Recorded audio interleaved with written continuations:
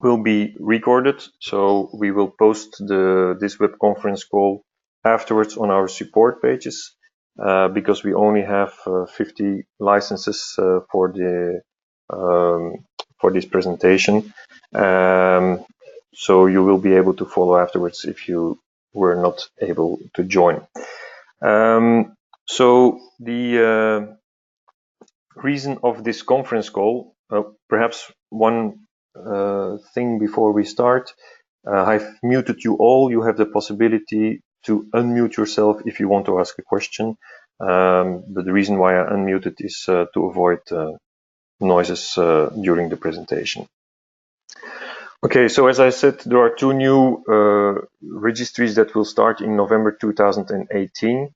One is concerning the Article 33 TER, which is known within healthdata as PITTER. And the other one is the next generation sequencing, which is another registry which is driven by Rizif Inami, and which will also be rolled out in November 2018, or started in November 2018. The reason why we organize this call is that we are aware that a lot of these informations can be captured within your primary systems, like your LIMS system or other systems. And we want to make sure that people who have an IT impact or role within these kind of registrations, that they are able to prepare their extractions before we start the data collection. We also invited the LIMS providers, because if you are depending on certain extractions that your LIMS providers are making, then of course these people need to be aware of the content and how the files are structured, etc., so they can do the necessary preparatory work. So the people we are attending in this call are technical. And the goal is to guide you through the two different registrations, and to all the materials that you can use in order to prepare your extracts for these data collections. As I said earlier, the web conference call movie will be posted on our support pages, so you will be able to follow afterwards. So a little bit of background for people who don't know what is healthdata, who is healthdata. As a matter of fact, healthdata is part of one of the action points within the Plan e-Santé, Plan e-Gezondheid, which was elaborated some years ago. And action point 18 consists of the inventarization and the consolidation of registers. And that is the reason why healthdata has been started. Healthdata today is part of the Cienzano organization. Probably Cienzano doesn't ring a bell yet to a lot of you. Cienzano is in fact the merger of two organizations, the scientific institute, so WIV ISP that we know from previously, and CODA, which is more the animal investigations in Belgium. And so these two organizations have merged under the name Cienzano, and within Cienzano, healthdata is taking up the role to organize all registrations, all medical registrations that currently exist in Belgium. So in case the structure is not known yet, just a little recap for those who know it already, and a little overview. So the goal is that HD4DP on the left side is installed within each of the organizations. So in all hospitals and laboratories, we have an healthdata installation available. So HD4DP stands for healthdata for data providers. And the goal is that people within the organization can use the application by a web interface, which is this one. And that data can be captured as well through the web interface as through the upload of CSV files. So the idea is that most of the data ideally are coming directly from your primary systems, like LIMS systems, like EPD, etc., and that they are being sent or uploaded in HD4DP through CSV files. That is the current situation. On the longer term, of course, we are currently working on APIs where you can feed the system directly.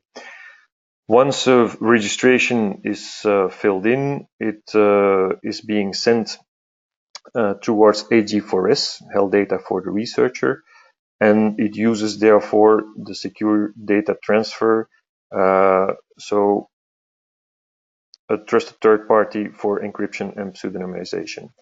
As an identifier for patients, we always work with the national number as identifier. This national number is not communicated as such towards the researcher, as well as the first name and last name. These are being pseudonymized, so the link can never be made with the patient as such.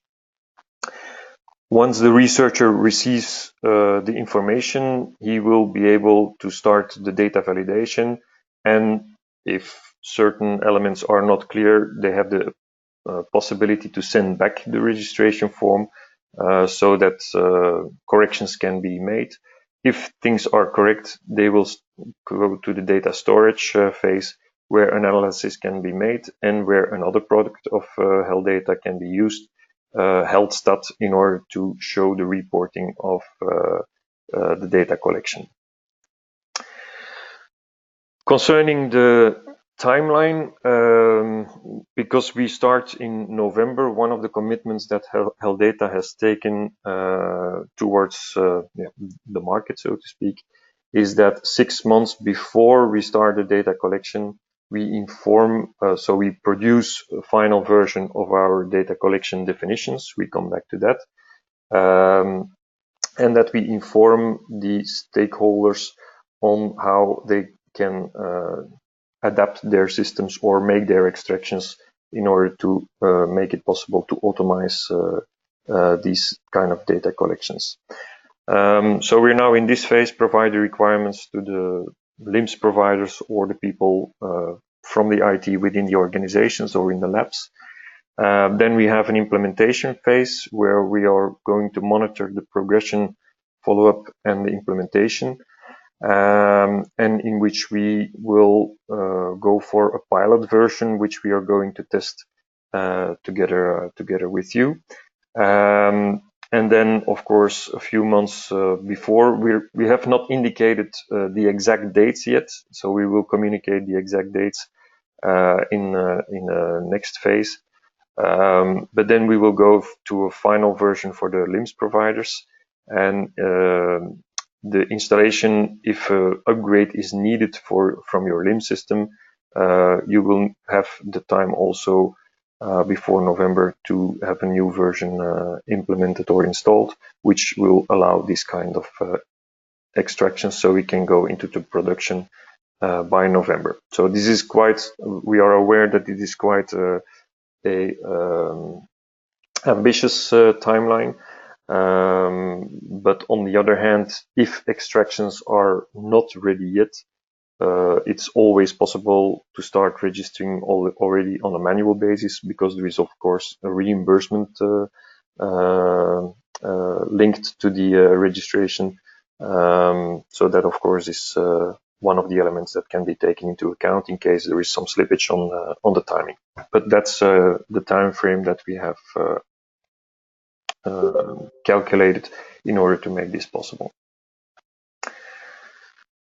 Okay, for people who are already familiar with healthdata, as you will probably have noticed meanwhile, because most of the versions have been installed in different organizations and laboratories, we now have a new functionality, an upload center, which is in fact the result of feedback that we have received in previous exercises where CSV uploads needed to be done. So there was a big need to get a better view and a better reporting back on the progress of your uploads. So one of the major improvements that we have implemented is that if, for example, you have a CSV file of a few hundred or a few thousand records, previously you only knew what was wrong when the whole file was uploaded, and in that case it was very cumbersome to change it, to adapt it, etc. So now we have, before we start loading the full file, we have a validity check that will take some random registrations within your CSV, and that then will give you a detailed report whether this is okay, yes or no, after which you can decide to continue with the upload. And as you can see in the screen here, you will have a clear view on the status of these uploads. So in case you have different uploads going on, you will be able to follow the progress as you go. There is also an article which can be found in this PowerPoint, the how to use the upload center. Okay, we also have indicated here some useful support articles. One is, as indicated already, about the upload center. Then some tips and tricks for loading CSV. We have tried to gather very useful information based on the feedback we received, on the experience we have with different types of upload and different kinds of problems that people were confronted with. So I would advise you to carefully read through these pages. We will go through them in a few minutes to look at the content, but be aware that these are quite important in order to not make the same mistakes or that are already known. And then, of course, an article about the creation of a CSV, which is, of course, also very useful to give you the basics of how a CSV should be uploaded.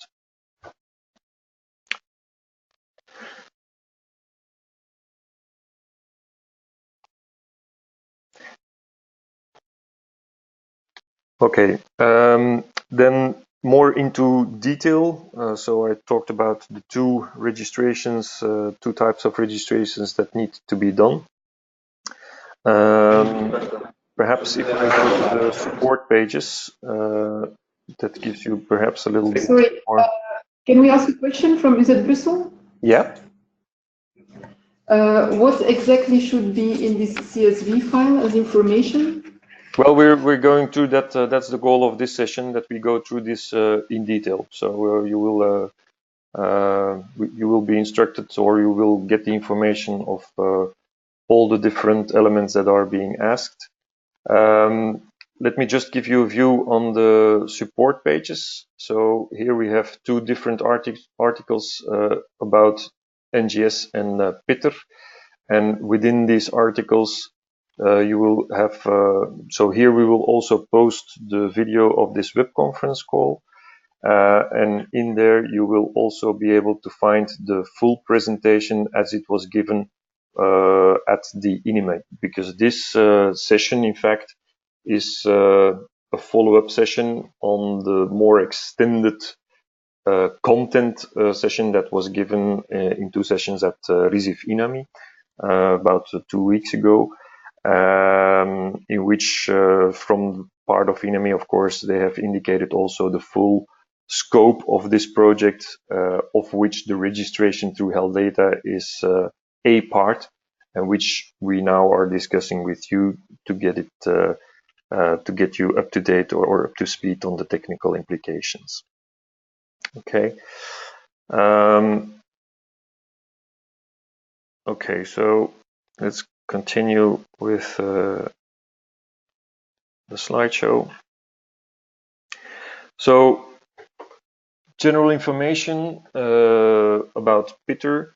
The data collection definitions, as you are probably aware, we have a DCD website which gives you all the data collection definitions. So if I go through to collections, you will find here PITTER, and you will find also NGS.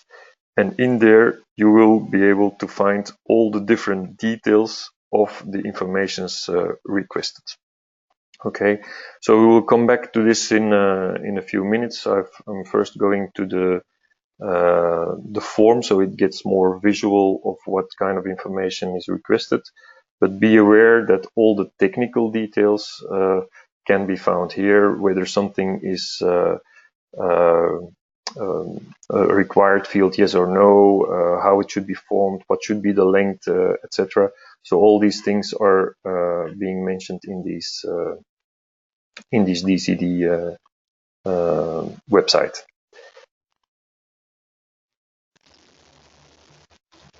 Okay, so the support page, I already gave you a view on that, and also on the specific support page for PITTER, for example.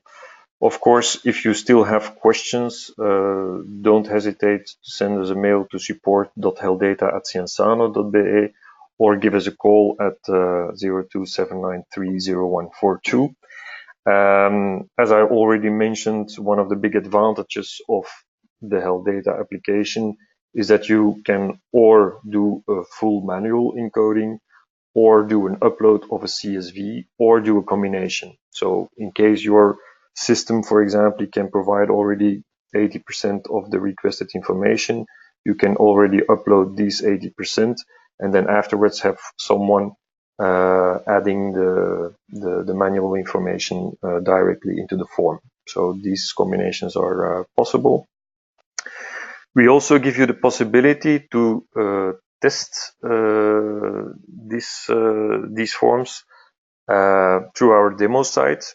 The link is in here, and you can log in with the login name and the password guest. Of course, be careful because this is a public site. It's publicly available, so all people who have this guest login and password will be able to see each other's data.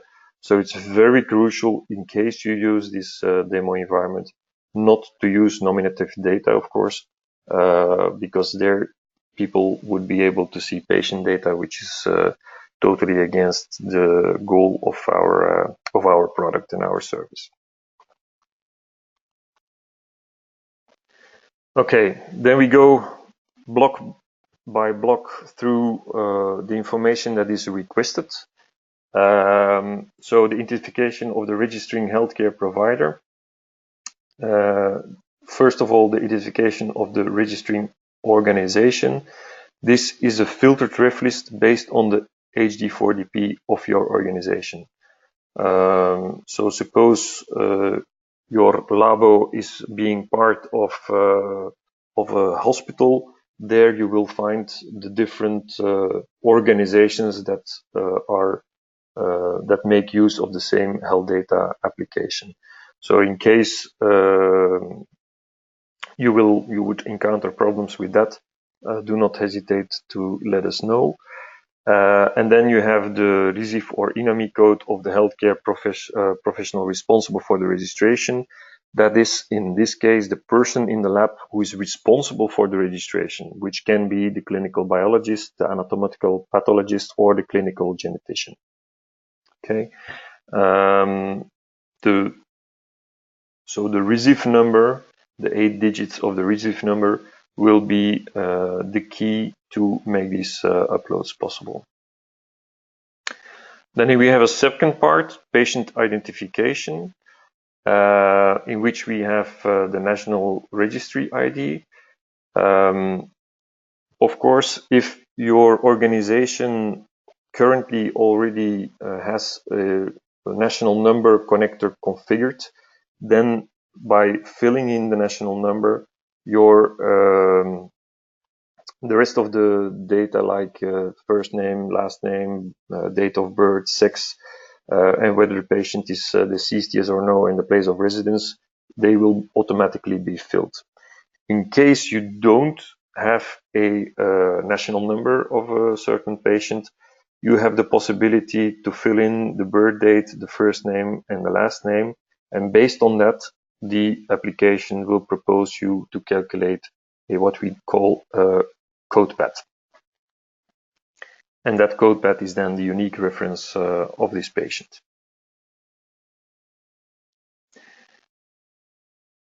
In fact, this patient functionality, it's the same for all registrations. So people who are already working with healthdata should be familiar with this kind of functionality. Then more specifically towards the laboratory tests. So this is the fields that are being requested. So PITTER is quite a limited set of data that are being asked. So the first one is the receive INAMI code of the primary lab. What we mean there is you will have a drop down of all the laboratoria, and you need to fill in there the labo who has asked you to do this test. Or fill in your own lab, of course, if the request was directly sent to your lab. The receive INAMI code of the prescribing physician, that is, in this case, mostly the oncologist. Okay. And then we have, of course, the prescription date, the sampling date, the sample ID of the primary lab. So if the primary lab has sent you a request, normally they will give you a sample ID. That sample ID needs to be indicated there. So afterwards, it is easier to link these data towards each other. You have the sample type, which is a SNOMED code. We'll come back to that when going through the DCD. You have the biomarker, and you have the filtered ref list. So the test name, which is depending on the biomarker, and a filtered ref list, which is based on the test name with the test results. So that means we'll go also into detail how you can make sure that how you can make sure which values are possible for which ref list. So if you have a filtered ref list, that you know what your system needs to provide in order to have a valid answer. Next block is the registration code. In fact, once you submit a registration form, it will return a registration code. That number is the number that needs to be mentioned on the invoice for reimbursement. So as discussed, this registration of PITTER is something where which is reimbursement related. So you need to have this this number on your invoice in order to obtain your reimbursement. This is the same principle as has already been implemented with other registries like prolapse or oncofreezing or amputation. Okay, then if you want to know, as I indicated, if you want to know what values can be used in filtered ref lists, we have given you, we are still occupied with possible improvements or developments in order to make this more visible for users, for example, in our DCD site. But we have given you the possibility to consult our catalog to see what are the values that are being possible. So if I use, for example, this kind of link, then I will get all the PITTER test results that are possible in our system. But if I want to know, for example, for this kind of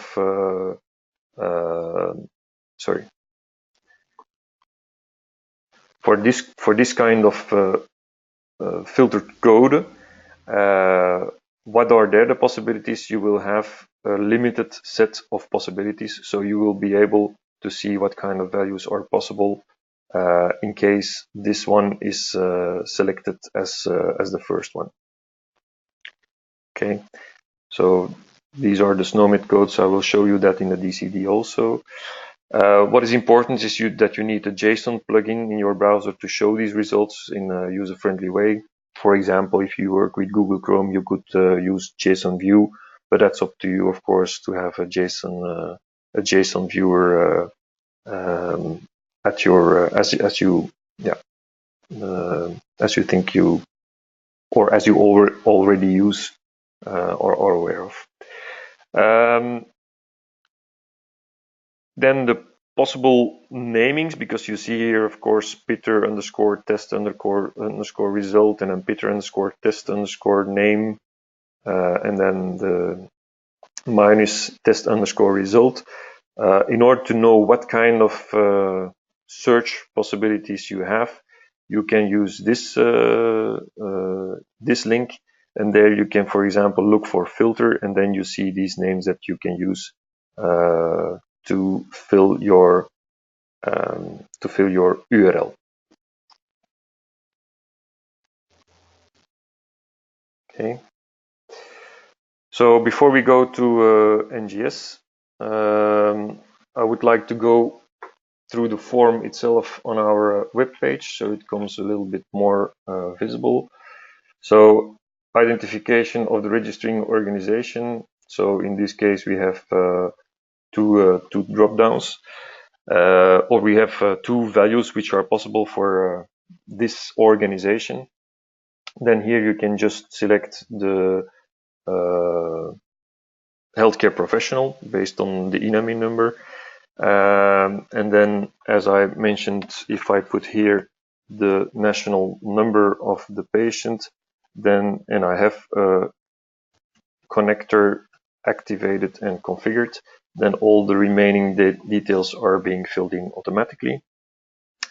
Here we select, for example, the lab that has been the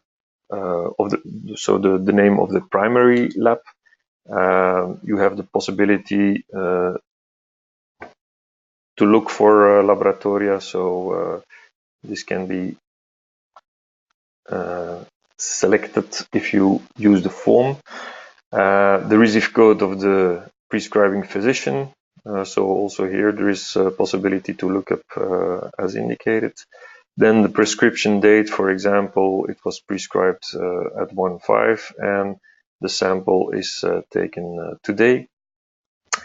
Sample ID of the primary lab, so that's the ID of the lab that eventually has transferred the patient towards you.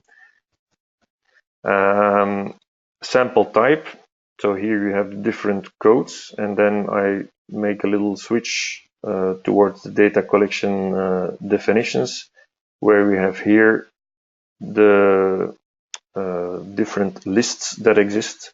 So, sorry.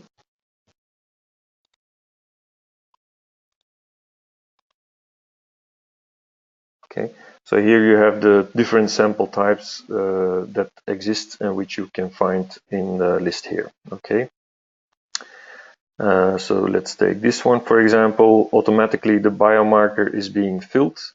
If there is several possible, then you would have different choices that you can take, but here there is only one possible. And then the test result is normally being filled as well. Let me just take another one. Okay, so this is a list based upon this sample type, and then the test result you can fill in as well. Okay, and the test result is depending on the test name, and the test name is depending on the sample type, also the biomarker. Okay, so this is how the form is being established. So if I here push submit, then I will have a registration code which will be generated.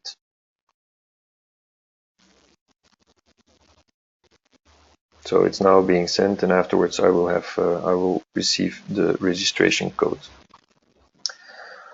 Okay, so perhaps a little bit more explanation also on the DCD side. So you have here the full view, where you have field per field at what criteria the fields need to be in line with. So that is typically something that IT people can take a look at in order to be sure that they use this the right format. For example, the date of birth is always in this format. You see always the CSV column name, and in case so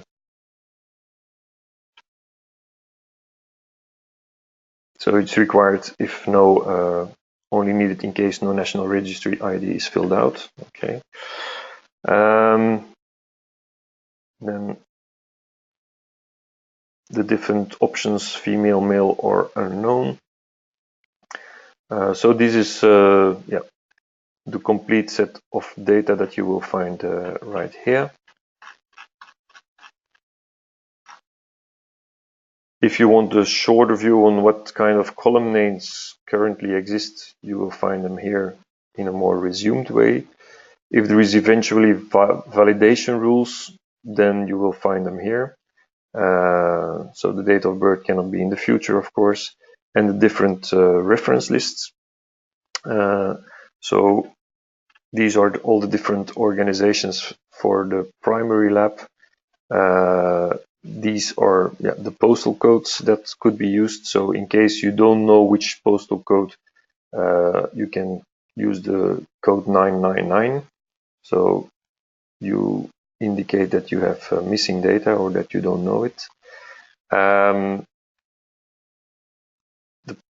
primary lab that we already indicated, the sample type that we already showed as well, then the different biomarkers that are existing, the test names,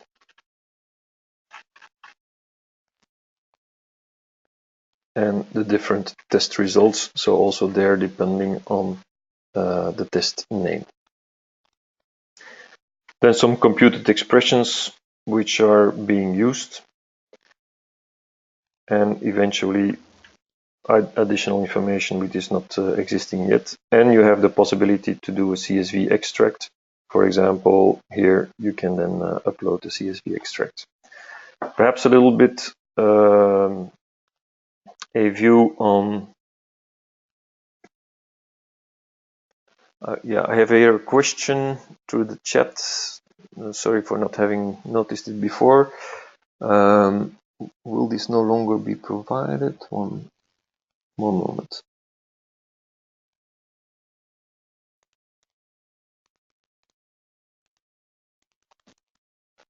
Okay, that was the question about during the meeting in Brussels. It was said that we would get a list with the test names and the filtered ref lists results for those test names.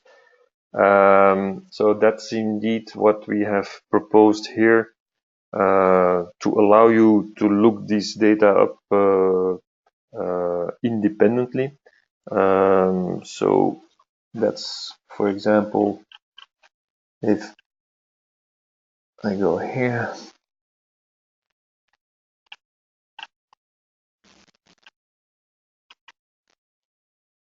this page.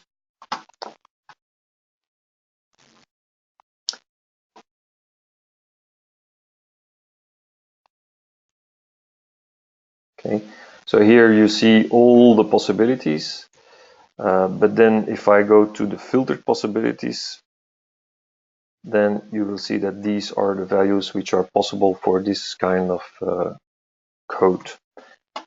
Okay, and in order to get the names that you can use, you can open this hyperlink and then, for example, look for filter, and then you see the different filters that are being used for that organization, for that data collection. So we got here 3 filters which are being used.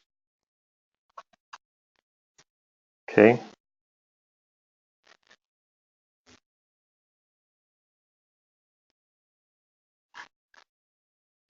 So this is the overview for PITTER.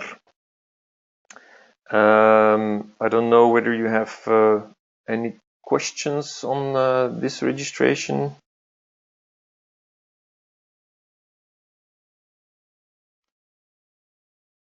Okay, there is the request here to Yes, have a look I at how have to search.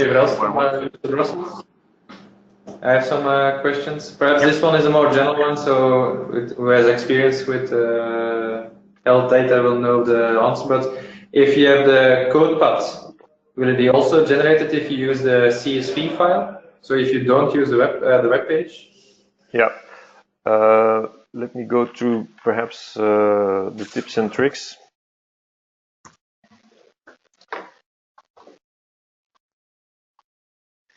So if I look here for code paths, how can I, if you do not dispose of a national number of the patient ID will be generated automatically. This is called the code path. You can find more information here. If you use a code path, you should use the substrings function for extracting the name and first name from the code path field. So this is this is being explained in here. I don't know whether Phidias is on the line finally.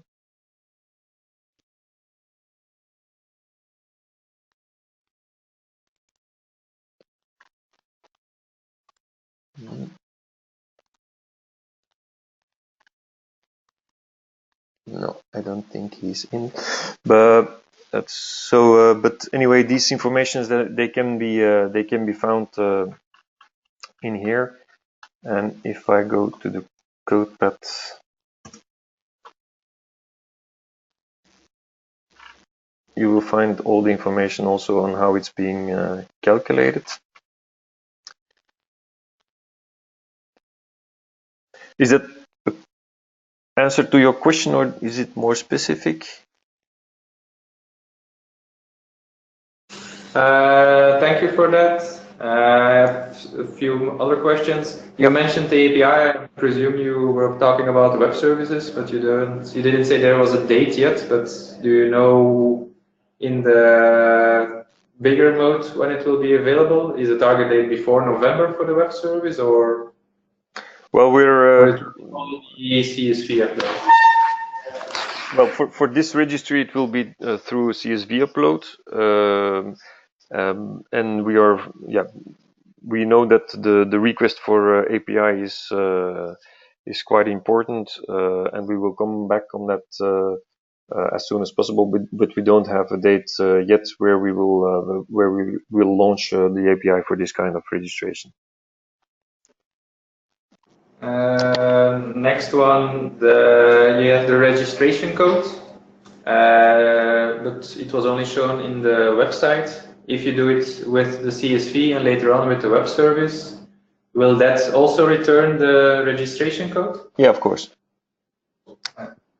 It's after submission that it's being generated and added to the form. If the list, so the linked list of the biomarker and the test name and the test results, if they are changed, will the organizations be notified by this that the lists are changed? I presume that they can change if something new after a review. Well, in how far? If something is added, or most importantly, if something is removed, and you register it in your organization, in your system, but then the rule changes, then you submit and it will say your data is not correct. Yeah. So will there be an active notification when the lists change? Well, the principle of the DCD being final is that nothing changes within that DCD unless a new version is being launched. So in case there is changes, normally a new version is launched. And of course, what we will do is prevent the users of this change. But normally we can not expect changes within a data collection. Is this do you see values that can change quickly? That's perhaps more content. It's not quickly changing field, so that's changing data, or the list is inherent in it. Mm-hmm. still fights put up it because, like I said, it's now going too slow because in the klinische biologie it's 18 months. Now it's going to the CTE, so it's going to be 6 months. So it will be changing quickly. That's why it's being done this way. So I presume it will change. Okay. I don't know whether Marleen is on the call or someone from Inami. Hello, when there are changes, then we need to make a new version. So when there is a change or anything, then yeah, we have a whole procedure that we need to follow before there will be a new version. And when there will be a new version, also the data providers will be informed about that. I don't know if this is an answer to your question. Is there a timeline when there can be new versions? Is it every 6 months, every year, or is it there's a new version, do it this in 3 months? Because that's always a big change in our organization, of course. I don't know about the timeline, but most of the other registries, when there is a changes after 6 months or something, but I can't be sure that it will be sooner or later. It depends on also on the project management of health data and so on. So I don't decide when there will be a new version. Okay, one thing is very clear, that is of course for the sake of consistency, we try to limit the new versions as much as possible. So we will not accept changes for the changes, unless of course it's really something which is needed. And as Marleen stated, in that case, we will inform the different data providers about the change, so they can make their adaptations if necessary. And the version you can see here. So for PITTER, we're on version 1.0. So should we have a new version, then it would here become, for example, version 2.0 or version 1.1. If it's a minor thing which has changed, then you will find it here. Okay. Other questions around PITTER?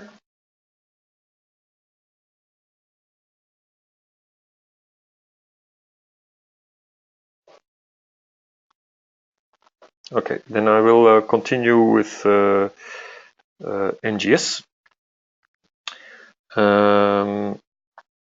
So same principle here. There is a specific data collection definition site.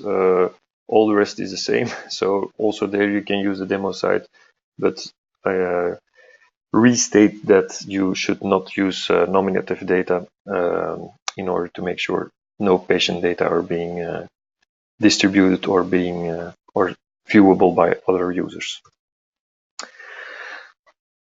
Okay, the patient identification is exactly the same as we have with PITTER, so we can go through that quite quickly. Then the caregiver, in case of this registration, is the oncologist. In case he's not known, fill in the physician who has asked for the test. So if it's not the oncologist, but someone with another profile or whatever, you can look up for that physician into our list. Then medical data. So you first have the primary tumor localization for which is being asked. And then depending on that, you have the possibility to give the detailed primary tumor localization. And then for the stage, you have, these things are, to my understanding, quite known within the laboratories. So the stage, so where you have the T, the N, and the M category, which are these values which are being shown. I don't know, I didn't check, Marleen, but there was the question previously to put also the value not applicable or something like that. Is that being done, or is that still under investigation? Not applicable is not. Do you mean that it can be filled in, or? Yeah, What do you mean by if not it applicable? we understood in the sessions we had with the enemy that there is the possibility that, for example, the M category is not applicable in certain cases, and then of course, since this is an obligatory field, it should not. It's not shown as an obligatory field for Okay. hematopoietic and reticular endothelial systems. So you can also leave it standing there without filling it in. Okay.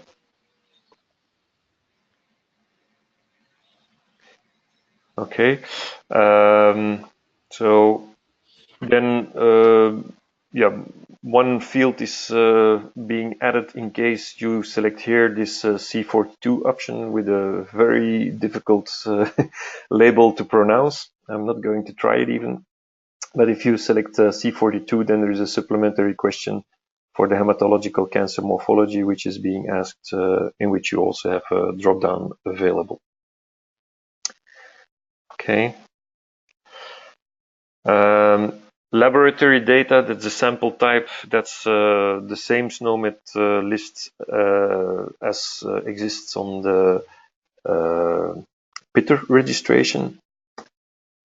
And then you have the possibility to add an attachment. Normally, our understanding also is that for laboratories, the VCF file is something which is known. So this VCF file is something that needs to be added as attachment. Of course, since we pseudonymize data like first name, last name, the national number, this is a attachment and there is no control on content of attachments. So that means that you have to make sure that your VCF file does not contain any nominative patient data, because if they contain it, it will be sent through directly like that, and then people who don't have the right to see these patient data will be able to see them. So that's a clear instruction that in these attachments, all nominative patient data need to be removed or pseudonymized by you. Okay, so here you can just upload the VCF file. In case you use Fast Track, so Fast Track is the system where you just drop files in a certain folder, and that's there is a polling on that folder that submits automatically these files that are being dropped there.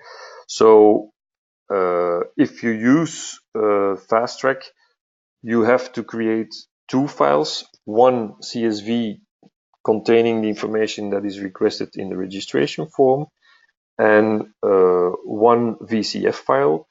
And one of the fields in the CSV file, they need to refer to the exact name of the VCF file that are being sent with. And the fact that those two files are being dropped in the same folder allows the system to recognize them and to link the attachment to the correct registration and send it.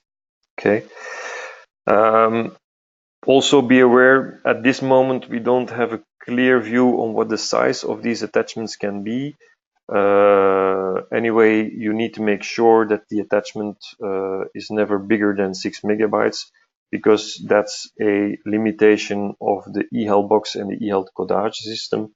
That is that the total amount of or the total size of a message can never exceed 10 megabytes. And since there is still pseudonymization, encryption, etc. to be done, the limit is to have a file of maximum 6 megabytes as attachment. Okay. So as I said, currently the bulk upload of registrations and attachments is only possible with Fast Track. So we refer again to the Fast Track article. The follow-up progress can already be monitored via the upload center. and we are working on a new development that will allow you to load CSV plus attachments through the HD4DP interface, so through the upload center, which is expected by mid of this year, so normally still before the launch of the data collection. It is clear that if you have, for example, 100 registrations with 100 different VCF files, that you need to make sure that the attachment files are unique so that the application knows which attachment to link to which registration. Okay, I see here that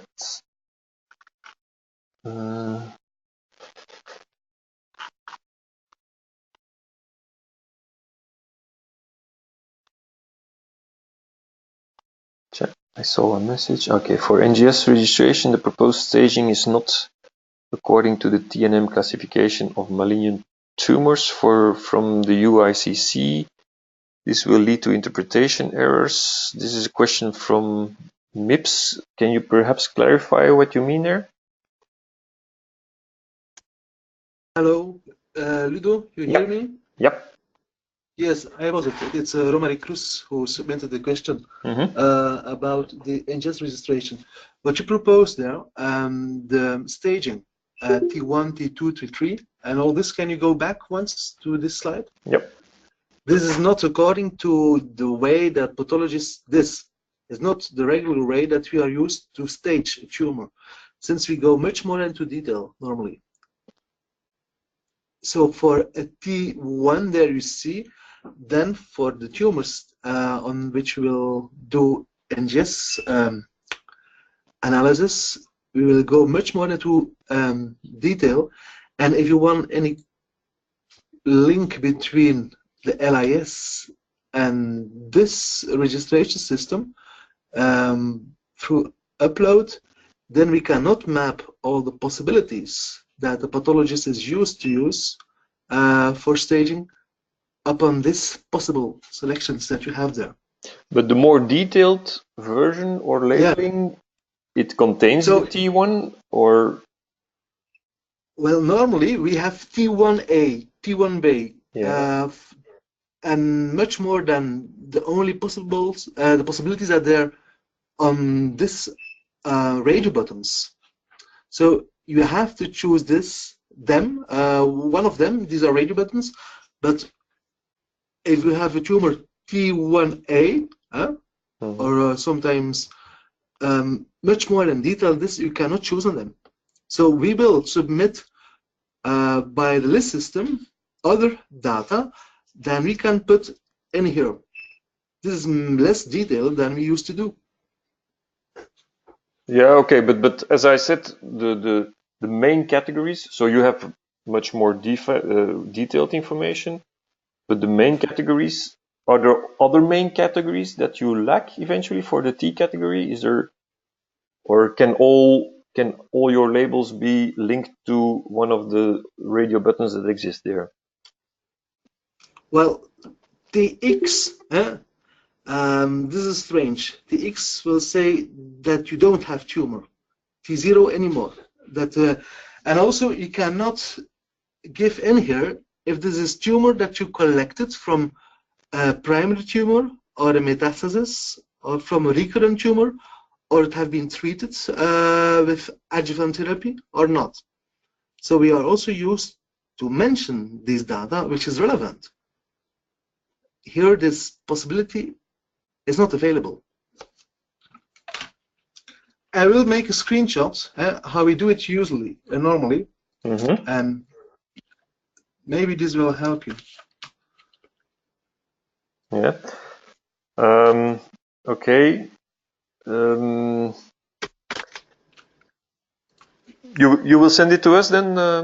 Yes, I'm busy. I'm making a screenshot of how we do it now.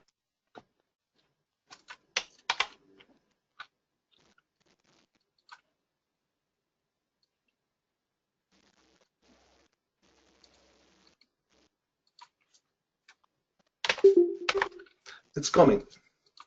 In which way? Well, I see I cannot submit an image in the chat session. This is not possible. No. That's okay. But if you can send it towards our support, then we can have a look at it, because this is something we're definitely not going to be able to solve in this session. But I understand your concern, and I propose that we, Marleen, can you take note of that remark, and that we, together with Nicolas, we will tackle this together with the INAMI to see what information we can send you back concerning this. Okay, I'm going to send you the screenshot right now. Okay, thank you. Yeah. Then Jos Bellen asks us, is there not an overlap with the cancer register? What do you mean exactly? User Brussels again. One of the goals of health data is that data should only be registered once.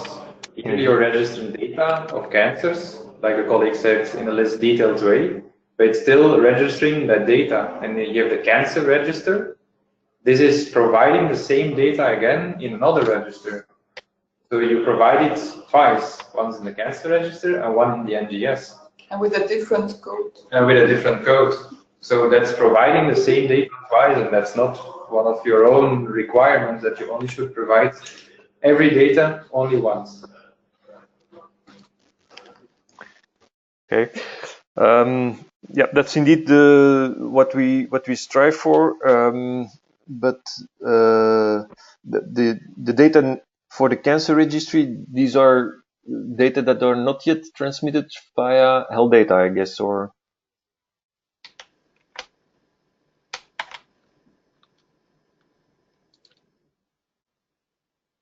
Hello? Information I am not sure about if it's already done by the health data, but still it's provided to the government. Yeah, because to the cancer registry. Yeah, that's a little bit the phase of transitioning we're in. If data currently are not yet submitted by healthdata, it may occur that they need to be registered twice. But I take a note on that, and we will discuss that as well with INAMI and the cancer registry, and we will. Yeah. The Belgian Cancer Registry on the line. Okay. Hi. Yes. Well, we are currently waiting for the health data to release another software upload, so we can test the data from the laboratory coming to the cancer registry. So I think you know we're in that phase now. So I suppose that in a short time, data will be sent through health data to the Belgian Cancer Registry. Yeah, that's indeed the goal, but currently it means that they have to laboratories have to put in the data twice, if I understand well. And when the data are provided to the cancer registry by health data, do the laboratories also have to provide them twice or just once? Like data on TNM.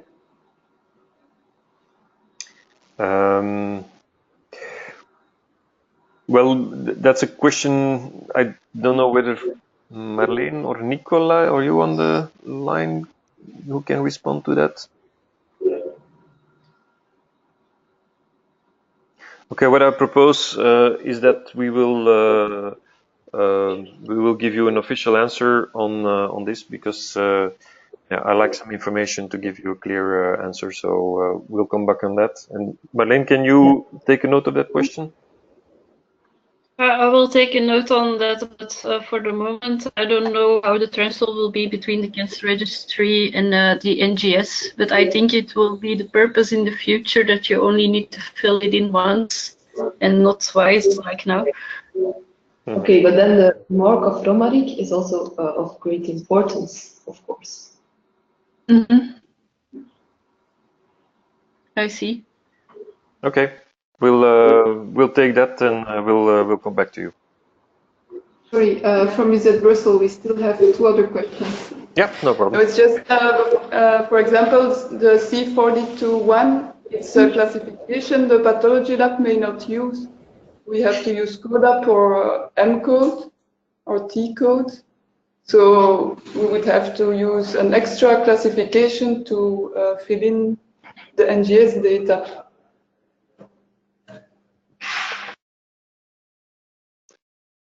I'm not sure I understand the question. In case of, it's only in case of C42 or? No, the primary tumor localization.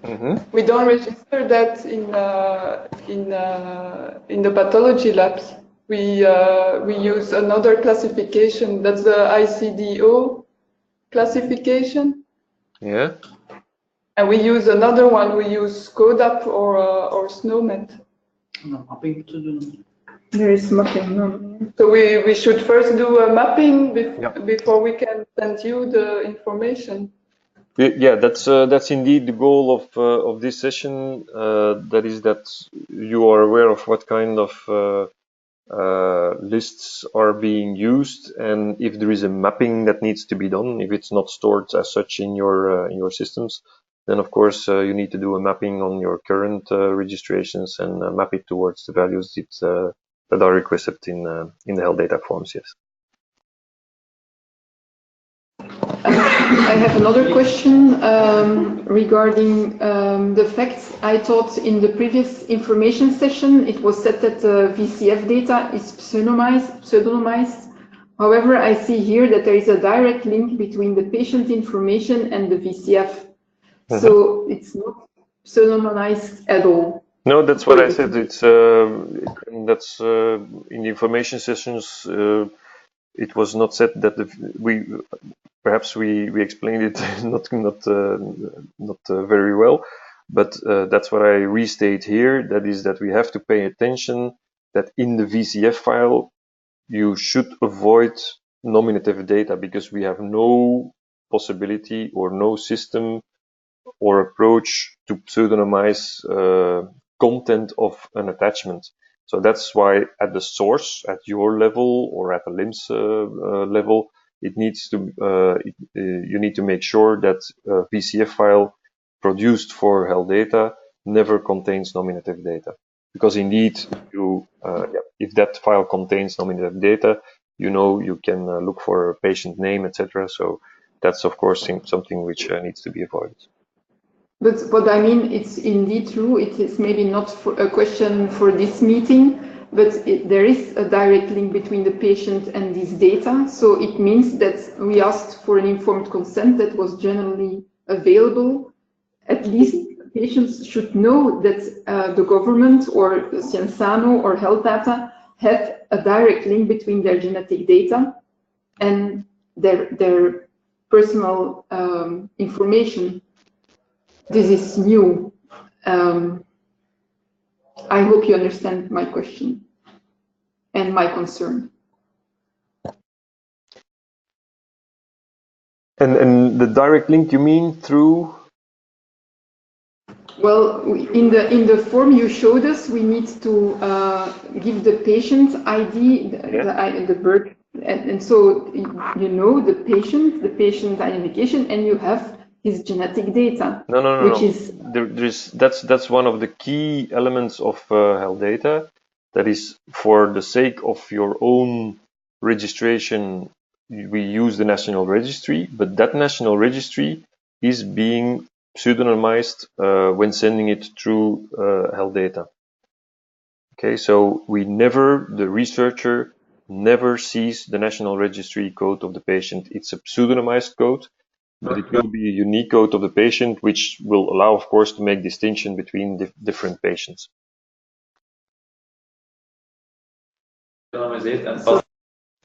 Sorry, but it still means that health data has all the information. So it means that at the level of the government, all this information is gathered together. So the government can link. Let me perhaps come back on the structure of the. So what you see here. So here there are two things which are very important. the healthdata application is running within your organization. So it's on a server which is installed within the laboratory or the hospital, and there the data are being stored effectively with the national number, etc. But once it's being sent, it is being pseudonymized as it's indicated here. So, for example, the national number, the first name, last name, etc. First name, last name will never be sent towards healthdata, towards AG4S. But for example, the national number, it will be pseudonymized. So we will have a completely other code, but that code will of course be unique. So the researcher knows that patient A, patient B, patient C are different patients, but they will never see the national number of the patient. Is that an answer to your question?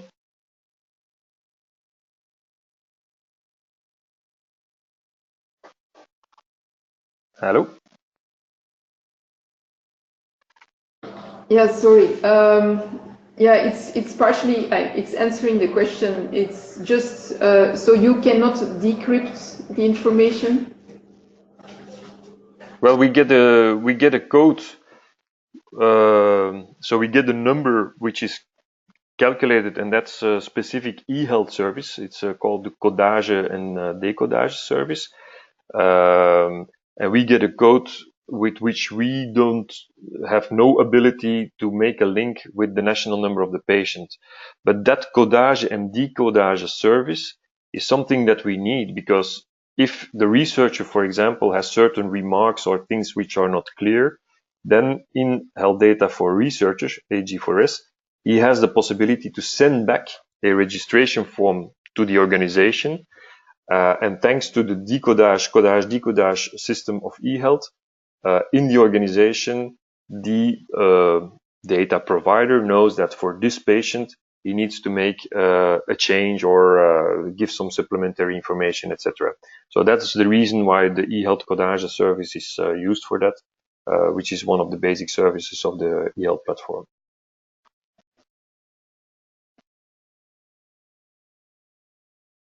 Okay, thank you. It's clear. Okay.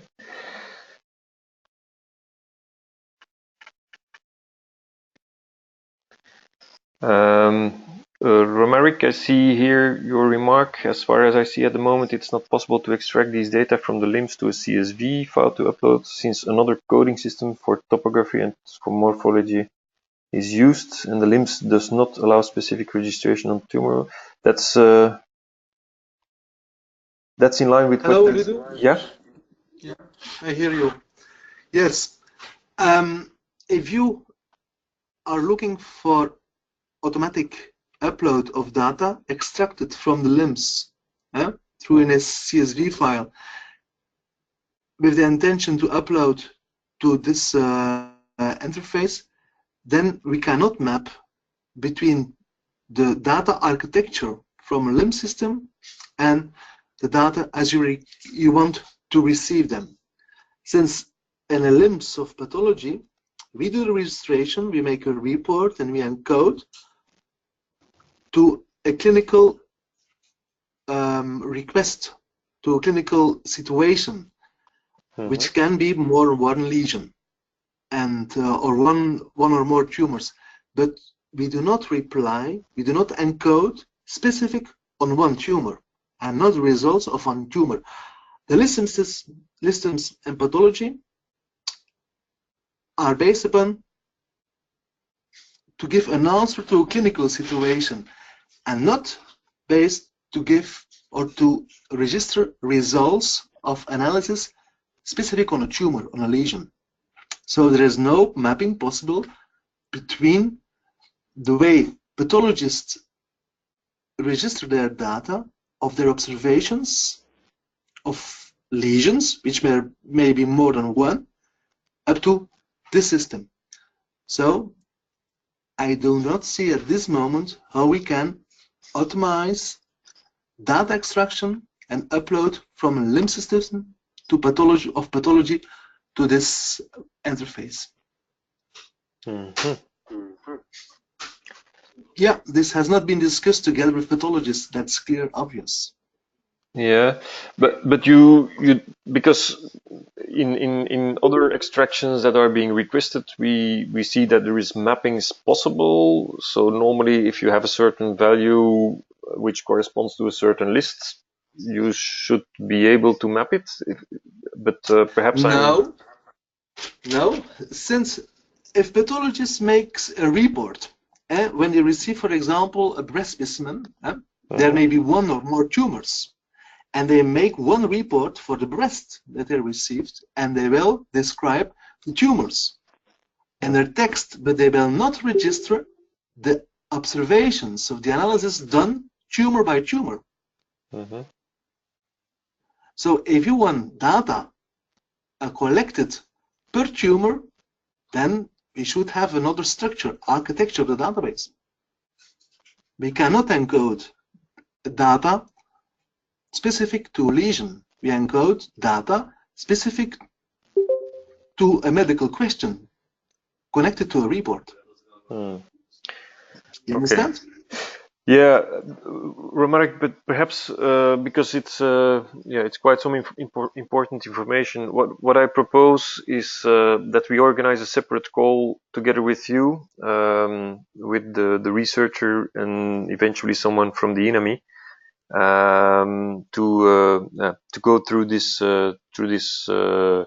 statement and see what is possible. Because I will be happy. Also, since the mapping between the encoding system that we use in pathology, which are CODAP in Flanders and SNOMED in the French-speaking part of Belgium, upon the ICD code for tumor localization, is a very daring game. It's very difficult to do this. Okay. It's not possible. Okay. What I would propose, because you now have the information on the DCD side and what is being requested and the different codes that are being used. So if perhaps you can already get a look at it, and as you do now, but the different questions, remarks, etc. that you have, that you already gather them, and then we organize a specific session in which we will try to elaborate how we can cope with it. Okay. Okay, thanks.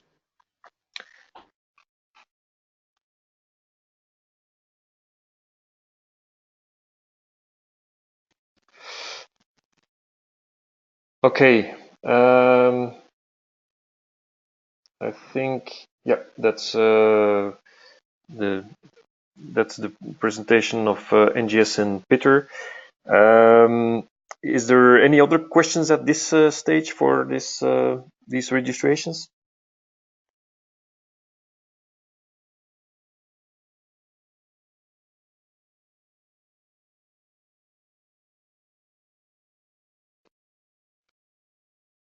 Okay, I guess the silence is a no. Okay, so then I would like to thank you all a lot for your attention. As stated, we will post this web conference call movie on our support websites, as well as on the NGS and on the PITTER support page. And then afterwards, we will organize a separate meeting to see what can be done with the problems that were stated. And we will give a report back on that, and we will also post these answers on our support pages. Okay, thank you for your attention, and hope to speak to you next time. Bye.